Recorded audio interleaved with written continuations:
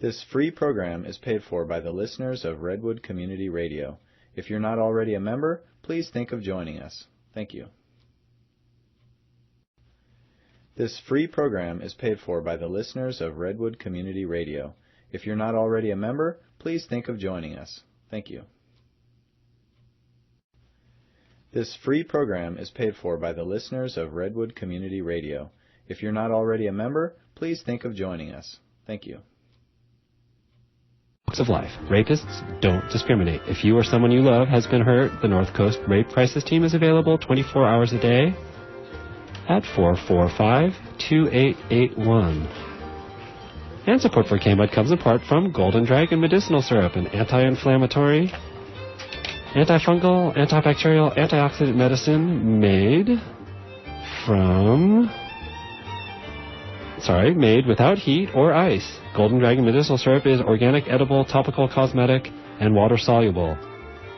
Information is available at Golden Dragon Medicinal Syrup at gmail.com and by phone at 707-223-1569. And we are KMUD, Redwood Community Radio, Garberville 91.1 FM, KMUE, Eureka Arcata 88.3 FM, KLAI Laytonville 90.3 FM, and FM translator K258BQ Shelter Cove 99.5 on the web at kmud.org. And coming right up, we have Ask Your Herb Doctor, although their nice CD is not working. It's funny because it doesn't work in my computer, and now it does not work in the most reliable of our lovely KMUD CD players. And I will try on the unreliable KMUD CD player, and if not, actually, I have a lovely song, and we're going to have a new theme song for right this second. And here we go.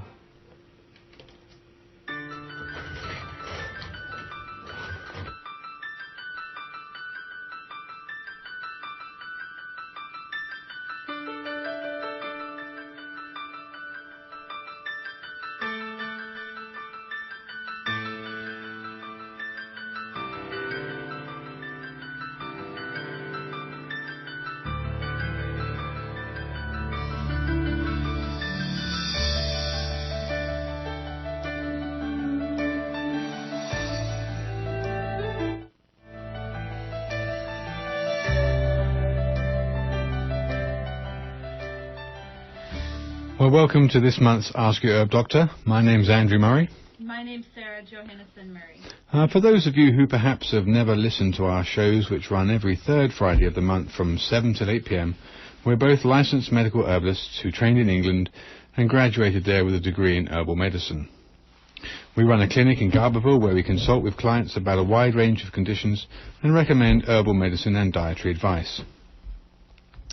As I mentioned a few months ago, it's become increasingly obvious over the last few years that if you really want to get a point across, you cannot just mention it once or twice, but that varied topics encompassing a similar root subject will allow the emergence of a coherent view of the matter in question.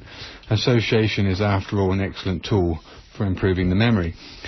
We get such a lot of positive feedback concerning Dr. Ray Peat on our shows that he's joining us again tonight, and we want to explore misconceptions in medicine and marketing related to serotonin and melatonin, but with wider implications for medical drugs in general, as well as carrying on last month's topic on the Fukushima incident, which is still ongoing, unfortunately. Thank you once again for joining us, Dr. Peat. Hello? Okay, maybe he's not with us just yet. Well, all right, well, until he comes on, you're listening to Ask Your Herb Doctor, KMUD Garberville 91.1 FM, and from 7:30 until the end of the show at 8 o'clock, you're invited to call in with any questions, either related or unrelated, to this month's topic of the continuing Fukushima incident and the misconception in medicine surrounding serotonin and melatonin, with wider implications for medical drugs in general. Okay, so I think we've got Dr. Peat on the line, so thank you once again for joining us, Dr. Peat. Hello. Okay, thank you. I think probably if we start with finishing off last month's topic on... Well, first I'd like you to introduce Dr. Peat to our listeners.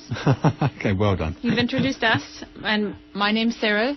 This is Andrew. Hey, we always do this. I'm so sorry. I got thrown a little bit there when he wasn't joining us.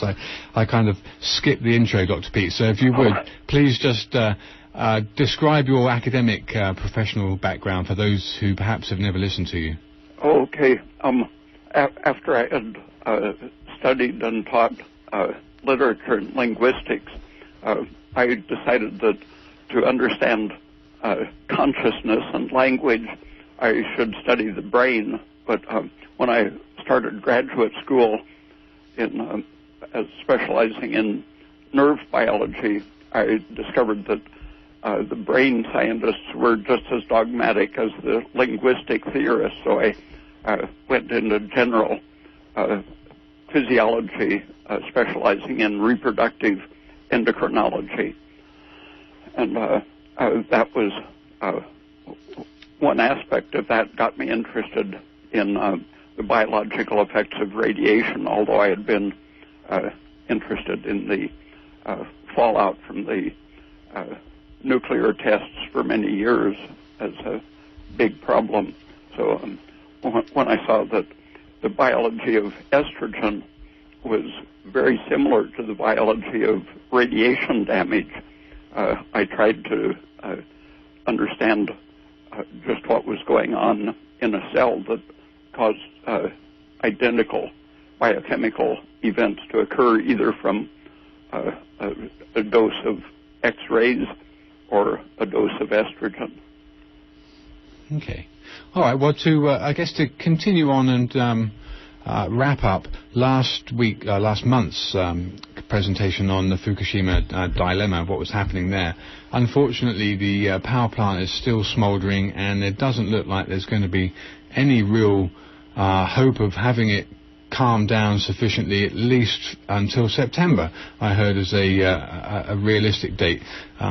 The cores themselves are not either approachable or too hot to deal with at this point in time, and it looks like they're going to continue smoking away. And then the initial stages of the development of this catastrophe, several websites were revealing information. I think one of the first ones we came across was an Austrian website, and it was zamg.au. I think it was .au something. I can give that address out a little bit later on. And there's also a website, RadNet, which is the EPA, RadNet Air Concentration Measurement Data. They were giving out measurements right in the early days, and we could see, looking at the model of the plume fallout from Fukushima, that it was spreading across the Pacific and was eventually going to touch land on the west coast and or affect northern and southern latitudes. Sarah, do we want to go cover some of what's gone on with those results to date, and just cover some more of that? Well, I've only found one PDF file on the EPA's website that lists reported uranium in Anaheim, uranium-234 in Anaheim, Riverside on March 15th, and then also in Seattle and San Francisco on March 18th. And I haven't seen an updated file of recent records of uranium. On that same PDF, it did list plutonium. It had a column for plutonium, but it didn't list that it had detected any. Right. It seems to have shut down the well, I'm not sure if that's just because they haven't detected any or they haven't reported what they have detected. It seems that there's iodine being detected in the rainwater and the air all over the country. And I don't know if we can presume that's from Japan or whether that's was being detected there before the accident and we only see after the accident. Dr. Peat, I wonder, I had a look on, there's an interesting website which is called the Modern Survival Blog, which covers many different topics relating to preparedness, etc. And when this incident happened, the person who runs Modern Survival Blog got straight on it and was posting a day-by-day scenario of what was happening. There was a retired nuclear scientist, I think that was his title, nuclear scientist, called Arne Gundersen, who I think he's been on several radio and television interviews with various people detailing what's happening. And in fact, from the very outset of the incident, he was saying that rather than being a level 5 accident, it was already a 7 about a month ago, and in fact they raised it from a 5 to a 7 now.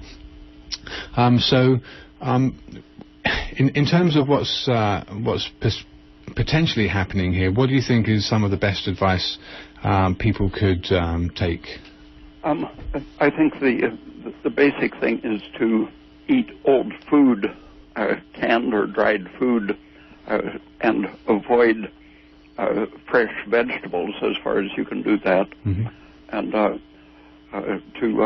for example, cheese, aged cheese is going to be completely safe for a long time.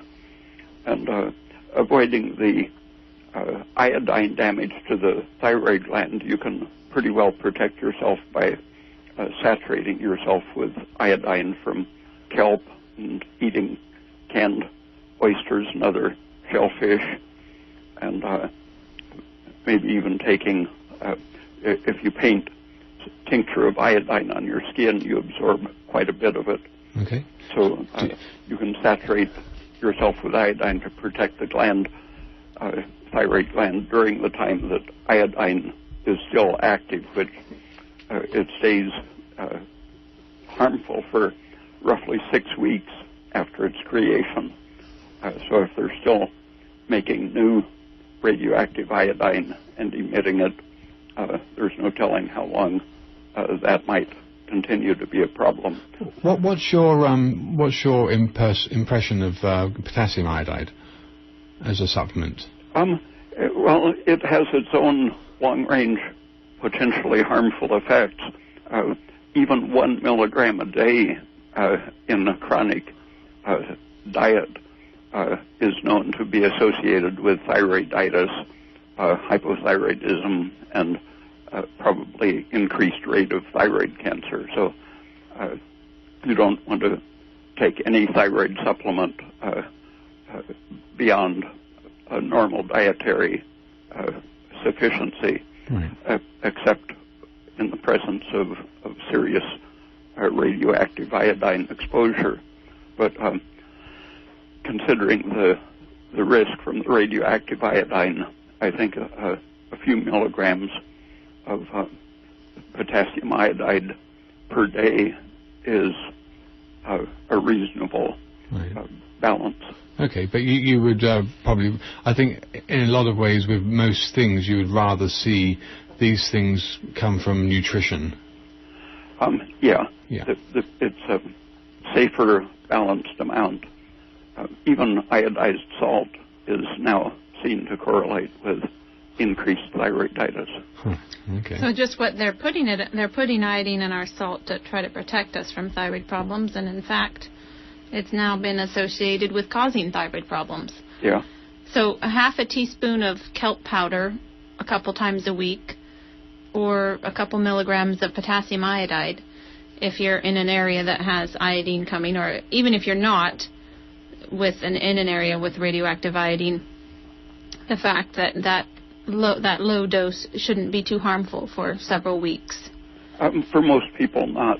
A few people have some strange hypersensitivity to iodine, so you want to test the first dose, a very small amount, because some people get an asthma attack or other very violent symptoms from even a small dose of iodine. Okay. And then the other site I wanted to mention was the Beat account on the RadNet data, the EPA's website. It's showing that there's been up to 50 counts per minute. Well, 50 per second is where I would be seriously concerned, but 50 per minute wouldn't be bad. So, and that was showing, like in Eureka, California, they have a beta count monitor, and it's showing it was up to 50 counts per minute before the Japanese catastrophe, and it continues, sometimes reaching up to that level. So locally, if this information is correct, there's another website that's called Radiation Network, and it's a private, or it's not private, it's a bunch of individuals with their Geiger counters, and they've hooked up to a database that's on real time. So every minute this website updates with the counts, the beta counts per minute. And so that's another place people might want to go if they're interested to look at real time around the country, and it's called radiationnetwork.com. The government website is the EPA.gov, and you click on Japanese nuclear emergency. Okay, and then lastly, that other one I mentioned at the beginning was modernsurvivalblog.com, and the nuclear scientific engineer Arnie Gunderson, he's got a couple of posts on the site, and is basically giving a day-by-day breakdown of what's been happening. Okay, I think as time goes on, these things will become more apparent.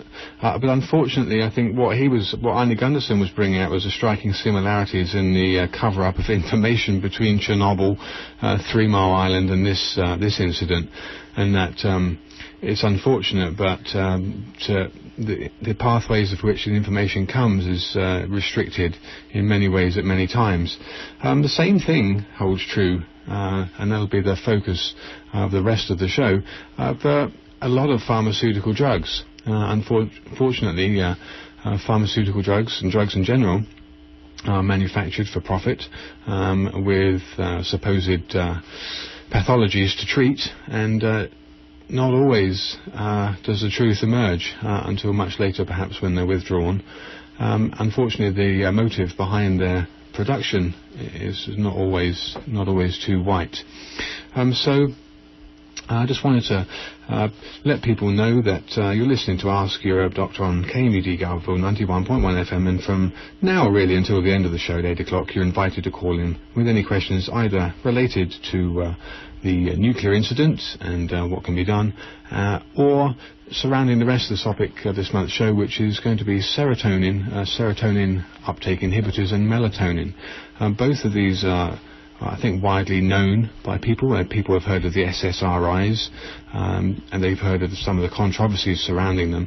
But it seems that people generally believe that serotonin is a good, happy drug. If you look for it or you search for it on the web, everyone talking about it says it's a feel-good hormone. Well, Dr. Peat, what do you have to say about serotonin in terms of your knowledge and information on that?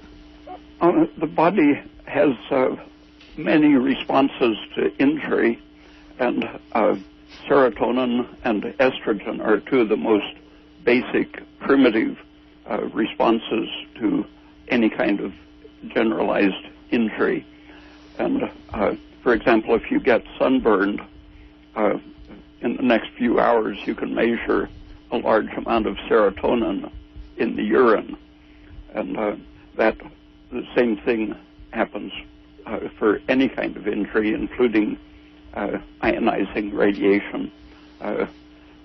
Dental x-rays are enough to activate the production of serotonin, and it's one of the basic defense mechanisms. What it does is activate simple things like shifting away from oxidative metabolism to glycolytic, or even a kind of hibernating shutdown of systems.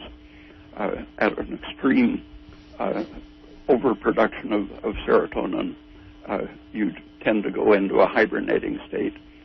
Animals, according to the diet and weather stress and so on, before they go into hibernation for the winter, will be producing more and more serotonin, and that's its basic purpose, is to keep the machinery running while shutting down the expensive biological processes. Actually, Dr. Peat, could I ask you to hold that thought for a second? Okay. There is actually a caller on the line, so I just wanted to make sure the person gets on. You're on the air? Hi. Hi. Yeah, I had a couple of questions. One, does anybody know how long it takes for the ocean currents from Japan to come over to the West Coast? I was looking at an old atlas, and the current goes north up Japan and south down the West Coast. And one of my fisherman friends says that it's actually seasonal. It does that in the summertime, and it's something different in the winter or something.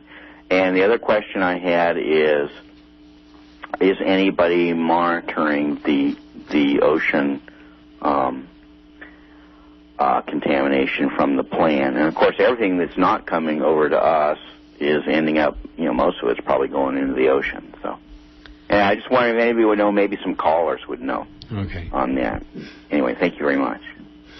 Okay. Yeah, I think we'll leave that open to other callers, as I don't have that information in front of me, and it would only be a rough guess. So I think some of the... So something like 80 to 100 miles a day, maybe. Right. Okay, there you go. It's 4,000 miles, isn't it? Or... Okay, all right. Well, let's... I think more than that. I think it's 6,000, isn't it? Somewhere around there. Okay. Well, maybe even 8. Takes 12 hours flying, or 11. Right, so that's... Yeah. Okay, well, let's carry on. We'll leave that thought open then for any other callers perhaps who've got that specific information to hand. And then, Dr. Peat, if you'd carry on, you were talking about hibernation and protective mechanism for expensive cellular machinery.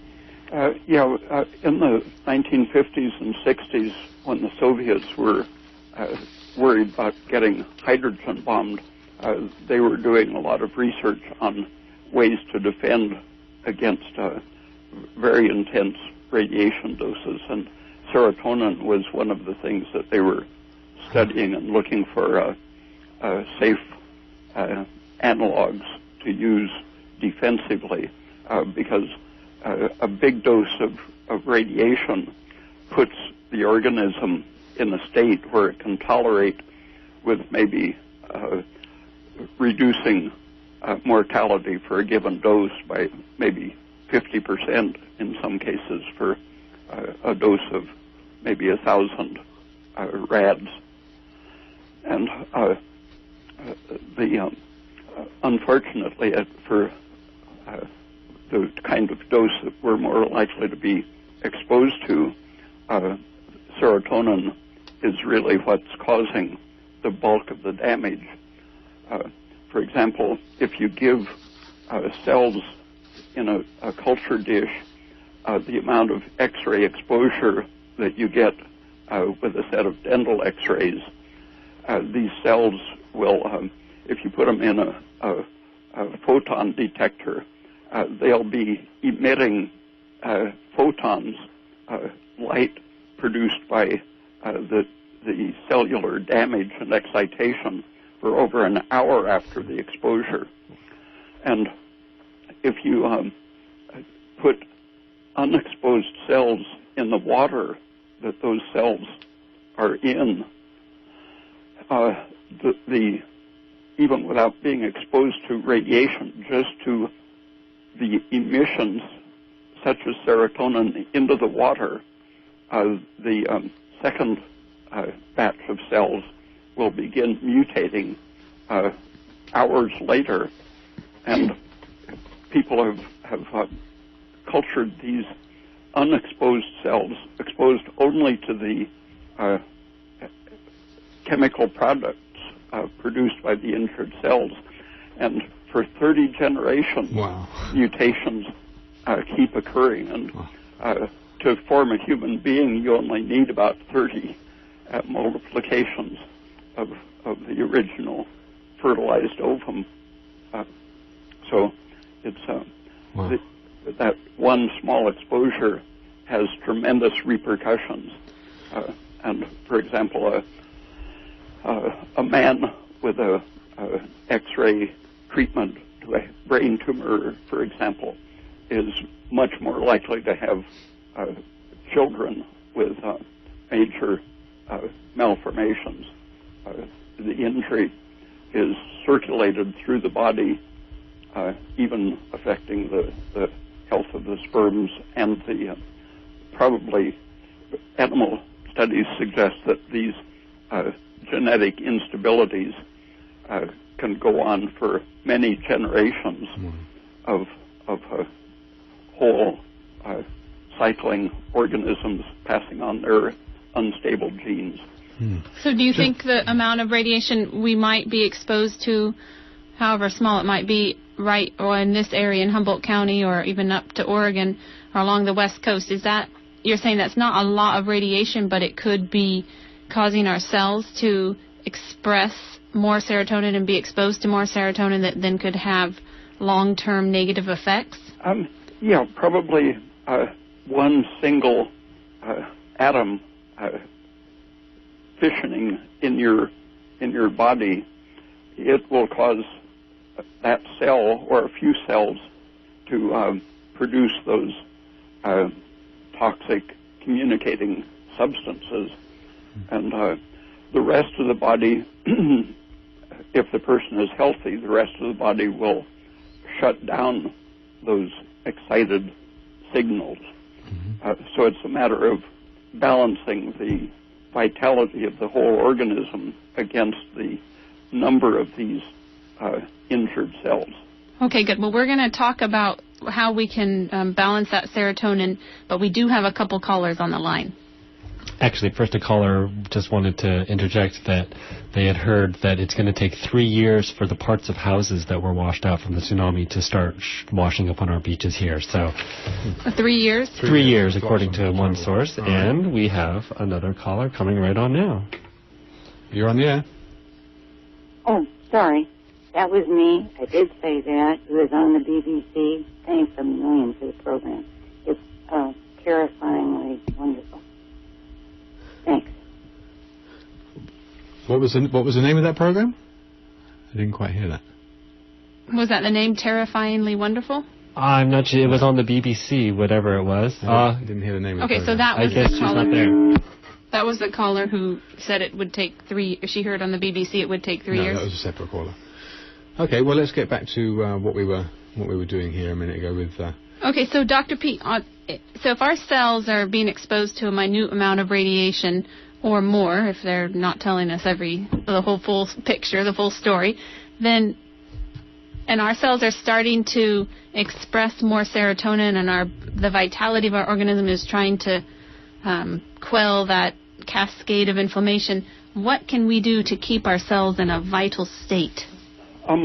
If you think of the old studies of the radiation causing DNA breaks, they found about 40 years ago that high thyroid function and the magnesium taken up into the cells under the influence of thyroid was the best way to accelerate the repair process so that you didn't have the lingering mutations from breaking the chromosomes in the DNA.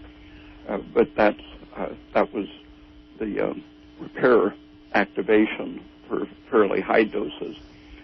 But there are processes that apply to even the lowest exposure. For example, a study in Seattle 2 or 3 years ago found that a full set of dental x-rays to a woman who was pregnant but wearing a lead apron and so on, the exposure to her face would cause systemic influences that would cause the babies to be underweight and underdeveloped, just as if she had taken an estrogenic substance that was stressing the system. And animal studies found that those estrogenic effects coming from the exposure of any part of the body to ionizing radiation could be antagonized just like normal estrogen is by a good dose of progesterone or even testosterone and the usual nutritional things that help the body constantly controlled the estrogen that it's being exposed to. So just average everyday stress has a great overlap with radiation injury, and estrogen and serotonin happen to be the things that we have the best handle on for protecting ourselves from the long-range effects. Okay. Well, how about the all the serotonin selective serotonin reuptake inhibitors that have come out, some of which have been discontinued, some of which have been modified. What's your opinion on this class of drugs in terms of their negative effects, knowing what they do energetically within the body? Well, to the extent that they really are acting largely on the serotonin, I think it's good to look for alternatives. Mm-hmm. But much of that is just advertising invented things for going with the TV commercials.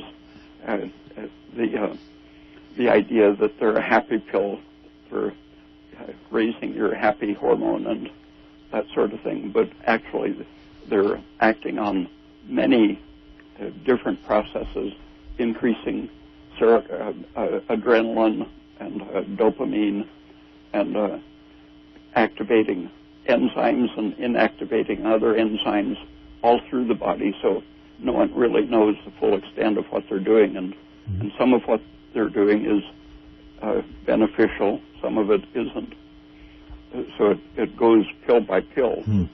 There are a few very effective antidepressants that are the opposite. They're the serotonin uptake promoters, just exactly the opposite, but they even work better.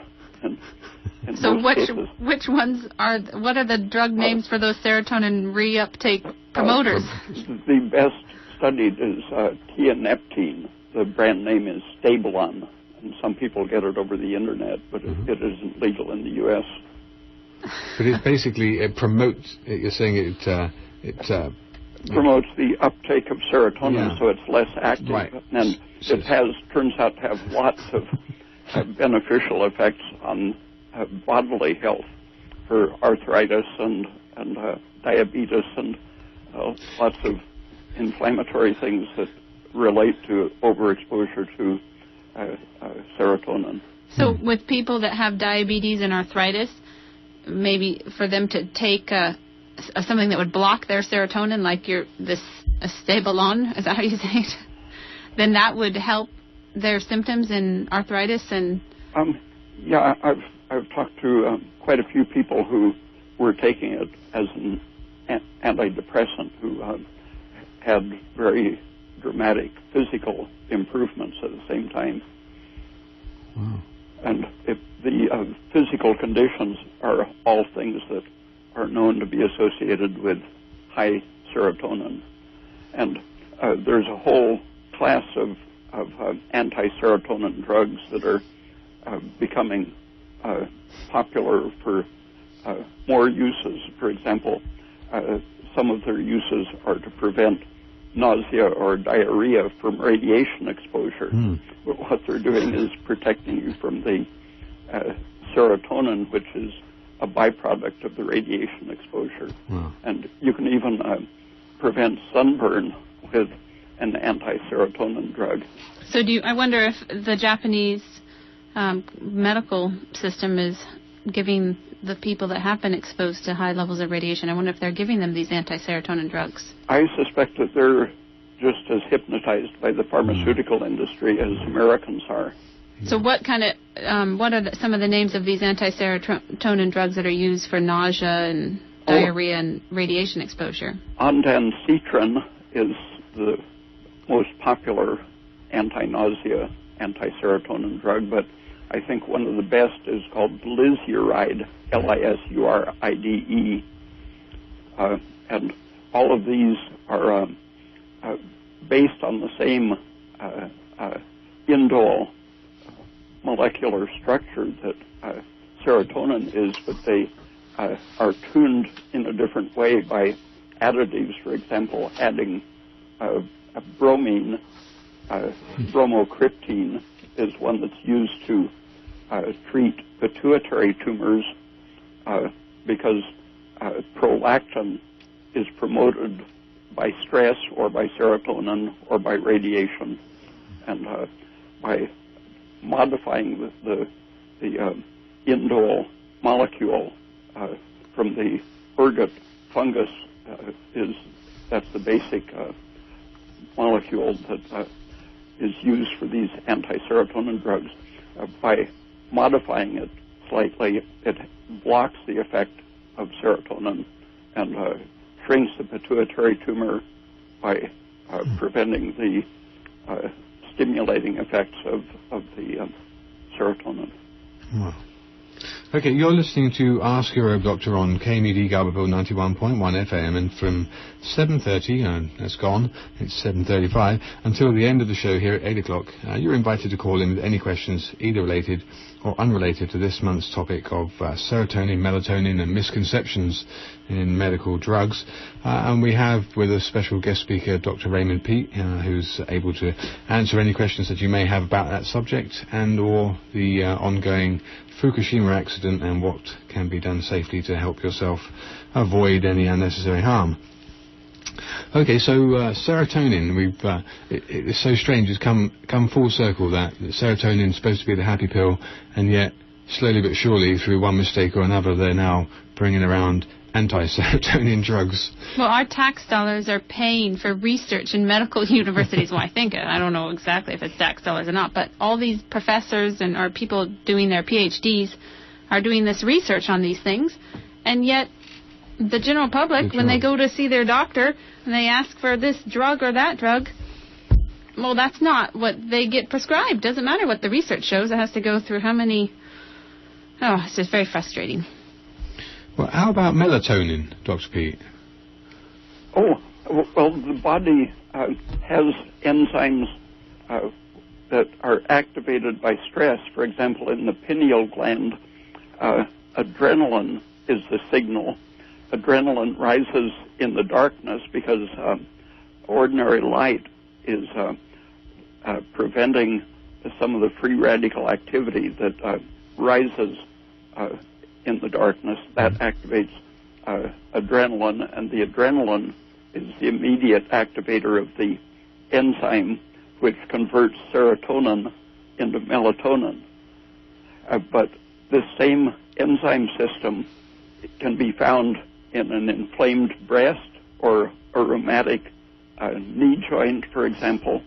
And in these situations of inflammation, melatonin is, some people have believed that melatonin was at fault for causing rheumatoid arthritis, but actually it seems to be performing the same function that it does in the brain, a way of eliminating serotonin, which is the actual pro-inflammatory substance. And since serotonin stimulates cell division and inflammation, the presence of this enzyme in the breast is being considered one of the approaches for preventing or treating breast cancer, to accelerate the removal of serotonin. And into the breakdown of serotonin into melatonin. Yeah. Wow. We have a caller on the line. Hey, caller, you're on the air? Hi, yeah. A couple of questions, and you've gotten actually to where my question was going to go, how serotonin relates to melatonin. And I'm understanding that serotonin is converted by adrenaline into melatonin, and is that part of, as a body has maybe done a lot of work that sort of downshifts them into a sleep mode, because I understand, and it's available as a supplement, melatonin is, to help people relax and get to a sleep state sooner. Yeah, probably melatonin has a fairly direct anti-serotonin effect. It hasn't been studied very much, but besides eliminating the serotonin by combining it chemically, turning it into melatonin. I suspect that the melatonin is actually a defense as an antagonist to some extent against the serotonin. And when you say antagonist, that I want to make sure I understand the term. That means basically that it counters or converts whatever that material that it's an antagonist to into something else, or neutralizes its effect? Neutralizes the effect, I think. The presence of the enzyme that changes serotonin to melatonin, it's present in inflamed situations, and I think that's a way of getting down the level of serotonin. But I think the presence of melatonin itself blocks some of the effects, such as free radical production activated by serotonin.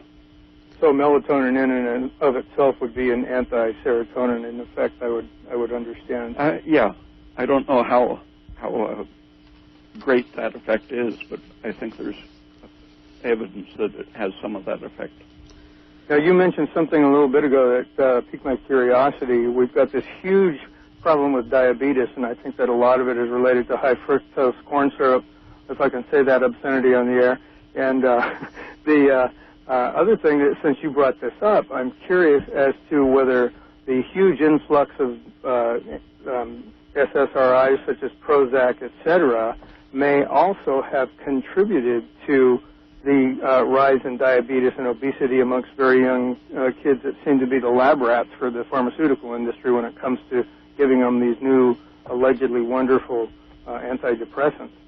A study at UCLA that came out last summer analyzed the corn syrup sweetener that's used in soft drinks, and they chemically tested it and found that it contained just the amount of fructose and glucose that it was claimed to have, but then they hydrolyzed it and found that it contained polysaccharide, starch-like material, containing 4 to 5 times the amount of calories that the original sugar had.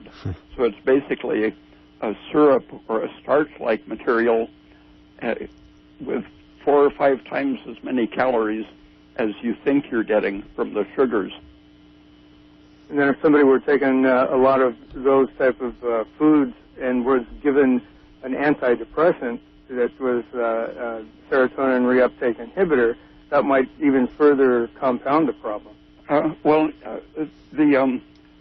These polysaccharides that aren't easily digested by our human enzymes are likely to feed bacteria lower in the intestine that produce fermentation products, including lactic acid, which are responsible for causing the intestine to increase its already great production of serotonin and to cause it to be absorbed into the circulation in quantities enough to affect behavior.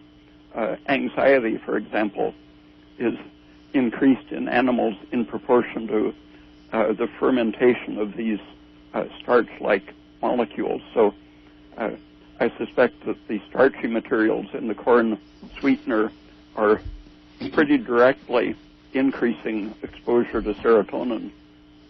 Well, I wonder if anyone has done a study on someone taking Prozac or a related SSRI who's also obese, would expose the real cause of this whole thing spinning out of control and causing all this obesity. It's really an interesting point that you've brought up, and it made me think along those lines. And before I go, I did want to mention to previous callers, there are some websites that should have the information as to how long those radionuclides and weather in general coming across the Pacific from Japan and the whole Asian continent over here to the Pacific coast. And that would be the NOAA website, the USGS website, Helen Caldicott, and Physicians for Social Responsibility will have all kinds of information on radiation and radionuclides and its after effects, and probably will have some links to other websites that might have good information on that. And there should be a UC Berkeley site that has specific transmission across the Pacific. I saw on a newscast specifically what that caller was asking about, and it was just a few days because of the jet stream. So if it gets up into the jet stream, that's why we here in the Cape Mendocino area, both in Humboldt and Mendocino County, we were the first landfall of the detected radionuclides a few days after that occurred. Thank you very much for the program, and I always enjoy listening to the information that you bring to the air. Yeah, Thank you for welcome. your call. Thank you for calling. We do have one or two more callers on the line, so let's take the next caller. Actually, your engineer has a question about inflammation. I keep honeybees and get stung a lot, and I've heard it's good to stop inflammation, yet I get inflamed when I get stung. Mm-hmm. So what's going on? Probably developing some kind of hypersensitivity to it. Did you get the same inflammation? Oh, no, I get no. I mean, at the site of the sting, it's inflamed, but I hear it's good for you and anti-inflammatory in the long run. So I was wondering if you knew anything about that, and it seems to be good. Okay, yeah. I heard a little bit about the treatment of arthritis with bee stings. I know that I've heard about the nettles thrashing, the Romans thrashing themselves with nettles to relieve joint pains, and that seems a little bit, I don't know. In terms of the histamine, Dr. Peat, what would you think about the histamine reaction from that? I've heard that it's the high cortisol production from the pain as well as the histamine and serotonin from the venom itself. Serotonin has some very direct actions on the cortisol producing system, and I think it's maybe analogous to the way surgery can cure things. In animal research, they have to do a control false surgery on one group of animals because it's so common for the trauma of just being cut to cure whatever it was they were thinking surgery was curing. Wow. And a very painful bee sting will activate your adrenals to the point that it can relieve the swollen knee, for example. Right, from the cortisol. Counter irritation that doctors used to practice. Wow. Okay, we do actually have two more callers on the line, so let's take the next caller. Hello. The pharmaceutical industry makes a claim that these SSRIs increase the receptors for serotonin, accounting for long-term effects even after the drugs are stopped. I wonder if you could comment about that. If you block a transmitter, the body adaptively increases the so-called receptors. So increasing the exposure to something usually decreases the receptors for that substance in an adaptive process, so that everything ends up more or less the way it started. And the whole idea of the receptor, I think, is just another ploy of the industry to make things simple for television advertising and for medical school. When you look carefully at the long-range arguments behind the whole receptor idea, people for 60 years or more have been pointing out that the state of the organism and of the cell absolutely determines how a given substance is going to affect the cell, exciting it or inhibiting it, for example. And it isn't necessarily that you make more of the so-called receptor protein, but that the whole state of the cell, the energy charge, for example, of the cell, governs what activation of that receptor protein is going to do to the whole cell. So I think the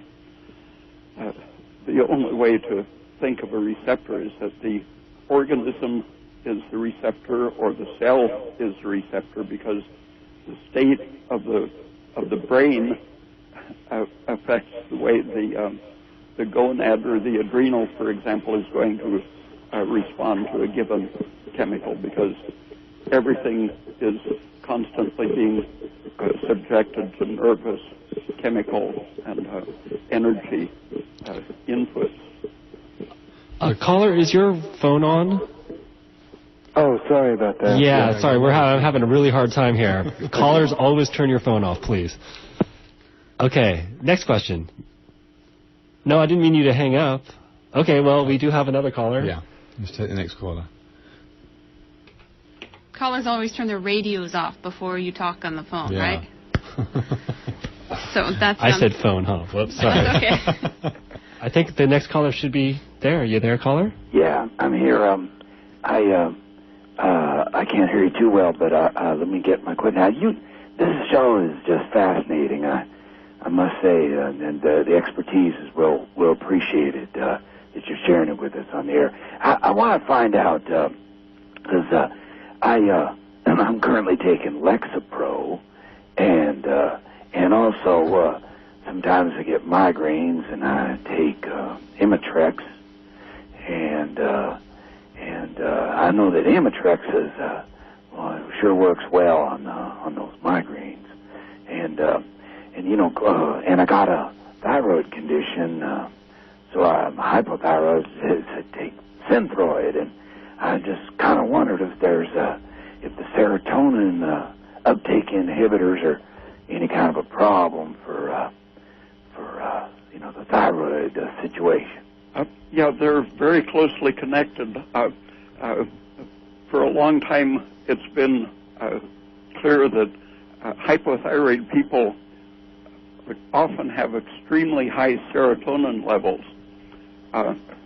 And so the active part of the thyroid hormone, T3, Synthroid is just T4, which requires the liver to activate it.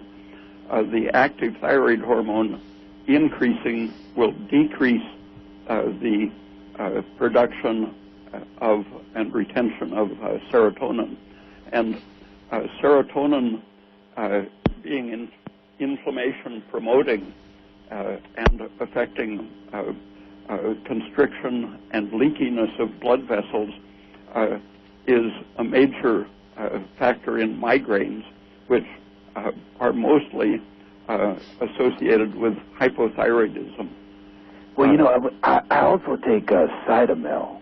Yeah, Cytomel is a good anti-serotonin thing, and with the right amount of it, it's pretty effective against migraines. That was one of my first interests in endocrinology, was my own migraines.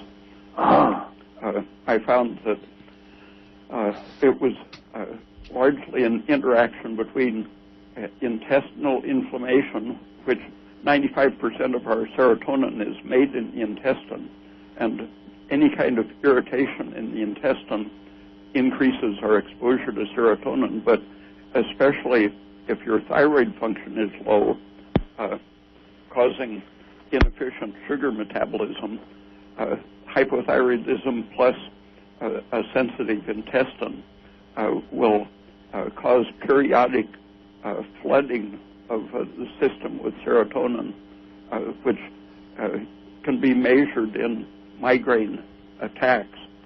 During an attack or just before an attack, the serotonin rises tremendously. So I can't hear everything you're saying, but the upshot is there a problem to combine the Lexapro and the Imitrex and the Synthroid and the Cytomel and all that crap they got me on? There is a blood test for serotonin that I think more people should be checking on. It's much more meaningful than the urine tests and so on. And the long-range effects of excess serotonin exposure are very similar to the long-range effects of chronic radiation or chronic estrogen exposure. They acutely can produce inflammation, but if you keep up the exposure in the long run, you increase your tendency to have fibrosis of various tissues.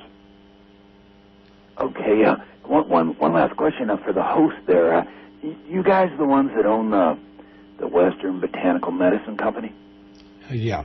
Well, I've tried it. I initially had real good luck on your with your headache relief medicine, or your, whatever you call it, the tincture.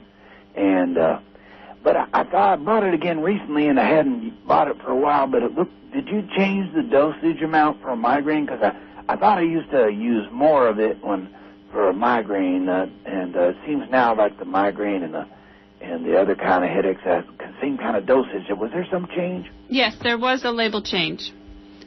Okay, and it was also a dosage recommendation change on that. Right. What I just recommended the same type of dose, whether you can still take up to the 20 milliliters per day, but I changed the dosage because if you were having a stress or tension headache, I'm not allowed to put that on the label, and I can't put migraine on the label either. So I have to just put for occasional headaches. I see. Okay, yeah, because that helps explain it, because I when I took the lower dosage that you talk about now, it didn't seem to have the same effect as the dose that I had previously been recommended to. So I guess I'll just try to go back to that. Okay. And thanks, that's a good product. Appreciate it. Thank you. Thank you for your call. Right, bye-bye. Well, there's one more caller on the line. We better not take it because I still have to give some recommendations for nutritional advice before we get off the air tonight. We've only hello? got 3.5 minutes. So hello, you're on the air. No, they are taking me? Okay, yeah, hello? Yes, my name is Louise, and I live on Sly Rock Mountain, and I have a thyroid condition. And I take levothyroxine prescribed by my doctor every month. But I'm 60 years old, and I also take a Tylenol for high blood pressure. And I've recently been having some migraine headaches again, and I was wondering, does my thyroid have something to do with that? Well, there's lots of different things that could cause migraine headaches, but it would be good if you came for a consultation and we could look at your nutritional status. That's always a good place to start. And if you email Are you going to be in Kmart or Midway, or? Well, I'll give you my number at the end of the show. If you'll just listen in a couple more minutes, I'm going to give our phone number and Dr. Peat's website, and you can contact him, and you can also contact us, and we'd be more than happy to discuss nutritional advice with you. Okay, because I am overweight, and I'm very, very saddened and concerned about this. I've never been overweight before in my whole life. Mm-hmm. And I've never, in my thyroid condition, I have real bad migraines also. I mean, both of those things. Well, we'd be happy to talk with you, and we'll give you that information in a little bit. I'm sorry we have to end the callers, and I wanted to briefly mention before the end of the show that Dr. Peat's talked about starches, as in the form of the corn syrup, irritating the intestine and increasing serotonin. So one way we can protect ourselves from this radiation and the increased serotonin effects of inflammation is to replace our starches, which are grains and beans and starchy vegetables like cooked potatoes and carrots and beets. Replace those with soft, ripe, juicy fruits. And also by keeping our thyroid function high with lots of coconut oil, up to 3 tablespoons a day, plenty of foods with calcium, local dairy, if it's still okay around here. It seems to be that Eureka level hasn't changed. And also plenty of good fruit sugars. And Dr. Peat, did you have any final comments? No, I think that covers it. Okay, well, for those that are listening, Dr. Raymond Peat, endocrinologist and research biochemist, his website is www.raypeat.com. And my name's Andrew. My name's Sarah, and our phone number is 888-926-4372, which is WBM for Western Botanical Medicine, HERB, H-E-R-B. Thank you to all of you who listen regularly and those who tuned in this evening. To those who have ears, let them hear. Good night.